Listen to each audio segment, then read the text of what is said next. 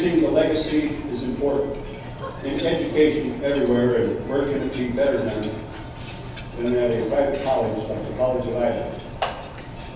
It's important, coming from a family, being born in Gala, raised in a family of 9 kids, education was important to my parents.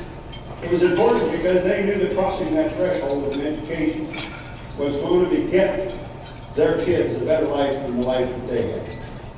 Ladies and gentlemen, the best legacy that we can advance for the parents of today and the parents of the future, for the businessmen and for the business industries of today and of the future, and for the survival of this great republic, and believe me, it's worth saving, is to advance the legacy of the College of Idaho.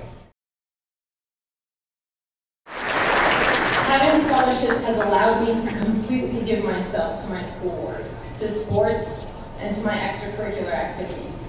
It has allowed me to achieve things that were beyond my realm of thinking when I was a senior in high school. It has allowed me to excel on the soccer field, on the track, in the classroom, and in my extracurricular activities. It gave me time to become editor-in-chief of the Coyote, the student newspaper, and a year later to become student body president. And the professors are probably the thing that sticks out the most. In particular, Dr. Howard Berger was my advisor, and I had a difficult tragedy that took place while I was there.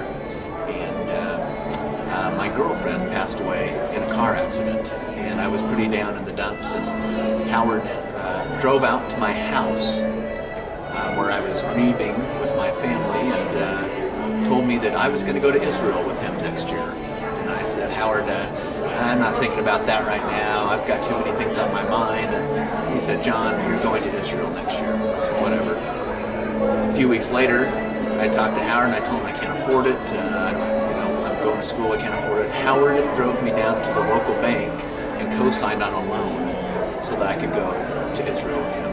The trip changed my life, Howard changed my life, and the college changed my life. It's pretty simple for me. It's giving back. This institution gave me so much in terms of support and education, and the support when I needed it. I just feel the desire to give back. Actually, a month before I came to the college, I had a major stroke. And so I entered the college having just sort of recovered from that, and I was actually doing very well. At the end of my freshman year, I had another stroke and I had to have emergency brain surgery. So it was at that time that I really saw how great this college is, because the whole campus just totally rallied around me. The president sent me flowers in the hospital. I was in communication with every single one of my professors that term. They were all just asking, what can we do, giving me so much support. I had friends from the college coming to visit me. I ended up deciding to go ahead and go back to school about a week and a half after the surgery to try and finish my finals.